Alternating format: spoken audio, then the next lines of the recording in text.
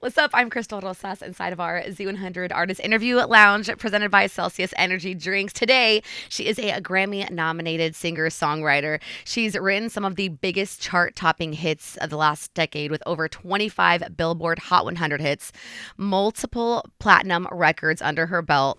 Her writing has helped shape the sound of modern pop, including works with artists from Justin Bieber, Selena Gomez, Ed Sheeran, John Legend, just to name a few.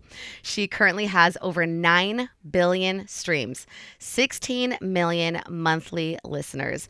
Her over 3 million followers are excited for her to step back into the spotlight. We're celebrating her bold, honest new single, Try Your Luck, from her new EP, Second Self, out now through her very own label, GFY Records.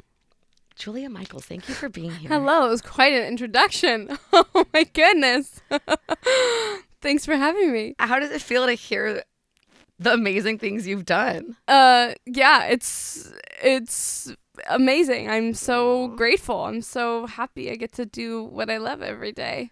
I mean, I'm sure. And it's cool in your seat because you step in and out of the spotlight. You know, you've been writing and you've been hustling in that aspect. And I mean, you've just blown away the music industry just with that.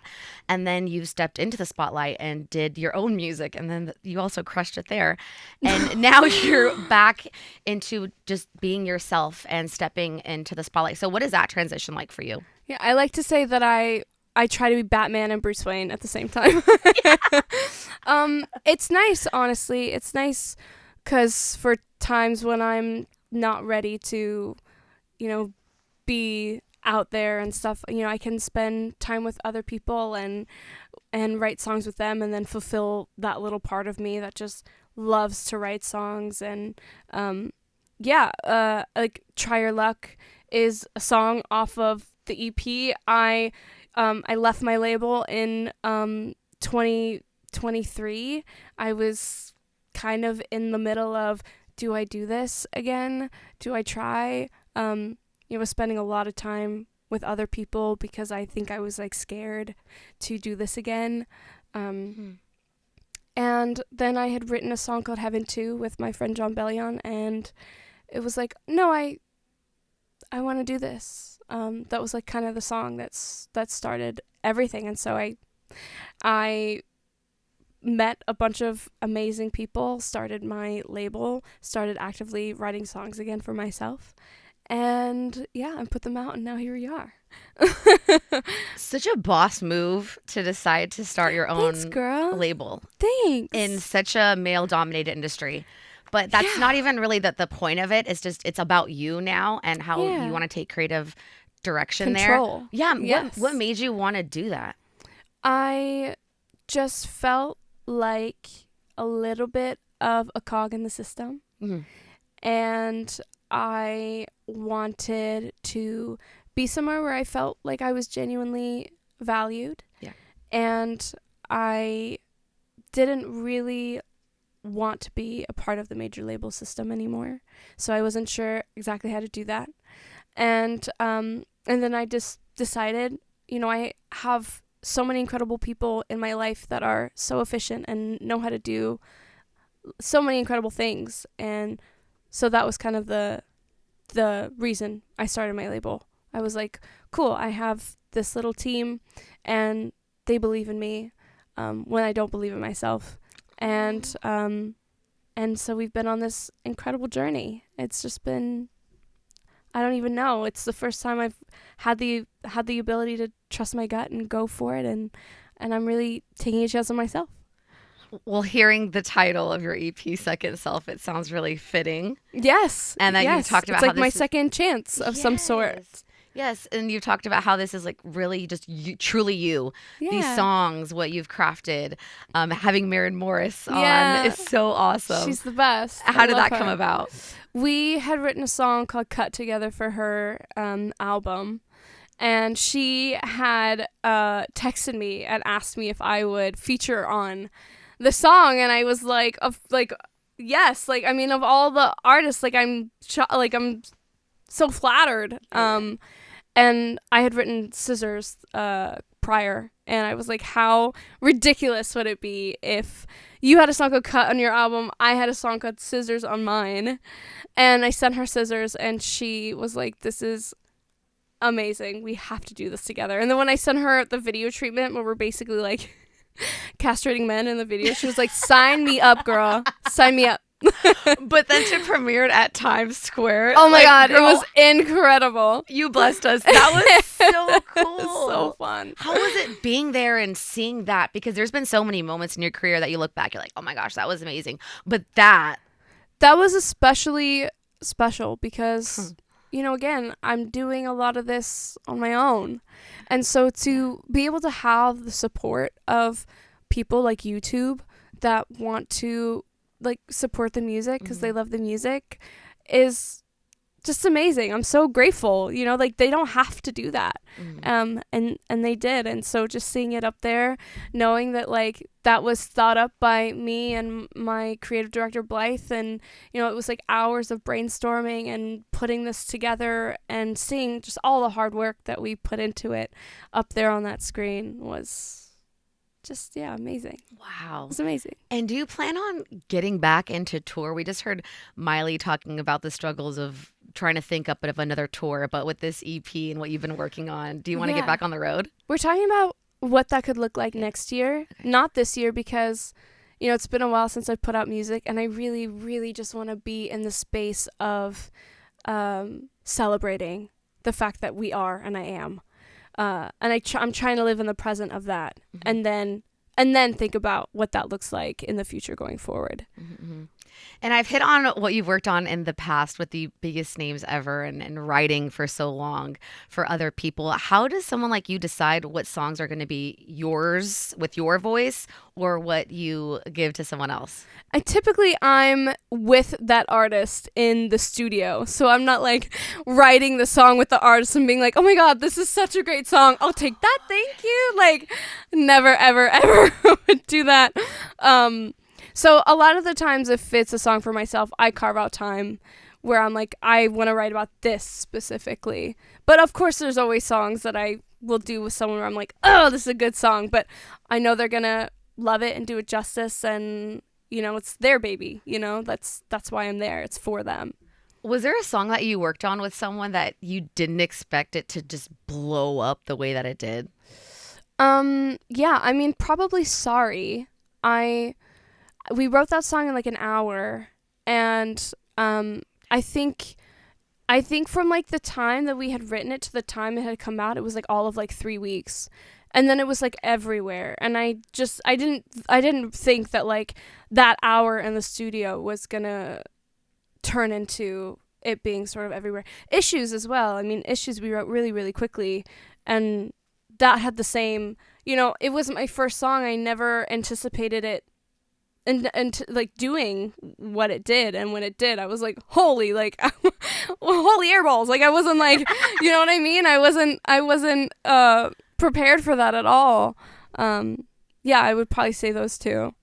Do you have a spiritual twin in your writing space, that someone you just work so cohesive and creatively the same way? There's not just one person. I definitely have like my group of people, producers and songwriters that I love to work with, where they just understand me and I understand them, and I trust them in their creative process, and they trust me in mine. And I mean, that's the joy of collaborating, right? That's the point, that we can all be there together and make something together. And then in this project that you put out, you are really open about self-doubt, anxiety, but what helps you stay grounded in this industry? I think having people in your life that don't kiss your ass, like not having yes people is really important. I love an opinion. I'm not precious. Like, I love being like, hey, what about this idea for the music video, or what about this idea for the song, or this or that. Like, again, that's my job, collaborating. But I think having good people around you, I've never really typically like subscribed to this sort of like LA like scene. I don't really go out like that. It's just not really like my personality. Family. I think family always humbles you. Yeah. I don't know. Yeah, no, I hear that. Yeah. And with this EP, Second Self, I'm going to go through real quick. You've already said that Heaven 2 is such a special project for you. It's such a cute, Thank lovey. you. It's kind of like the way when it sounds, it's not too crazy, this background of it, because the melody really drives the song. So what was it like working on that? Yeah, we had done sort of the melody together, and we were sitting there just trying to figure out what it was, and I just started singing the chorus, and then from there wrote the verse, and then actually came back later and rewrote the verses when I just had, because sometimes when you're doing things, it's happening so quickly, and sometimes I'll listen back and I'm like, oh, this line could be better, or like this whole verse like needs to be, and like come up with things that are like more funny or more clever or something like that. So that's kind of how that one happened. Is like we started it, and then I ended up finishing it in LA. Started on Long Island, and then finishing it in LA. Okay. And with Scissors, again, we just talked about it with Marin Morris. Such a cool idea of, if you're getting a doubt in a relationship, you're okay just to cut it off. Yeah, so we're good. Yes. Yeah. What really made you feel like that's something you wanted to have on this one? Just, past situations where I'm like, you can leave. It's fine. Like, we don't have to do any more. Thank you for your service. Yeah. We're good here. And and being okay with that, like, we're not all precious. We're not like all gonna fall in love with you after we sleep with you. Like, go away, actually. Thank you. I have to work at 8 a.m. You can kindly get the fuck out of my house. And I wanted to write about that, and I had written the course, and I had brought it to my friends John Ryan and the Monsters, and I was like, is this something? And and we finished it together, and now Scissors exists. And I love that we are getting a video to try your luck. So fun with the guys coming in. You're like, okay, this. Thank you. It's pretty much about allowing someone to get into your aura. Yeah. I wrote it sort of after I was going through a breakup, and that like that flirty time when you're like, you're not really looking for something serious, you're just like out there trying to be cute and like see who like you bat an eye, see who bats back, and I wanted to write a song about that. I had never really written that, and I definitely did that when I was single. Yes. I had a good time. I wanted to write about that. And falling out of love. We've all been there where like someone else is, or other people around us know that we're in a bad relationship. Yeah. I think my last relationship was the first time that I didn't have like a catatonic experience. Like, I've had relationships where I'm like, I'm so sad I can't eat. Like, I am so depressed. I'm crying every day. And with my last relationship, it was almost like this like exhale of like, okay, cool, it's over, and now I know that, and now I can move on with my life. And I was like, shouldn't I be sad? Like, why am I not sad? And I thought that was such a weird feeling for me, because I've always taken breakups so hard. Oops.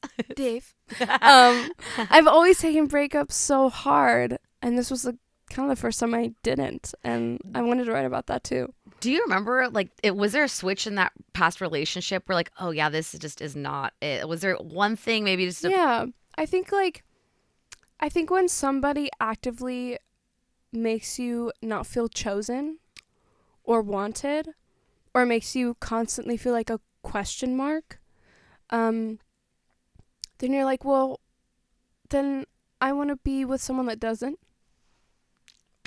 Girl, you know glistening. You know what I mean? Glistening. And I think through relationships like that, you're like, cool, these are the things that I will and won't settle / compromise for. Yeah. And needing to go through those experiences to find, the person that you're gonna literally spend the rest of your life with. But yeah, I think it was those things where I was like, this is not working. Oh my gosh. Mm-hmm. And we are just in love with the rest of the album. GFY, Go F Yourself, and the record label name too. Yep. Yeah, it's like when you just want to be that bigger person, but you're kind of just petty. Sorry about it. I'm petty. I can't help it. I'm sorry. I'm not sorry. It just is what it is. And, you know, like, he kind of deserves it. I'm not going to lie. Yeah. Period. And then lastly, to wrap it up with Time. I mean, did you really get broken up over FaceTime? Sure did. Oh, heck no. Yes. After 3 years, it happened. Can you believe it? Yeah, it did happen. And I almost didn't put the song on the EP because I was like, I'm past this. I'm so past this. I'm in love. I'm so happy. Like, I don't care to mention this person anymore. But it was such a big part of my life, and I really wanted to honor the vulnerable part of myself on this EP as well.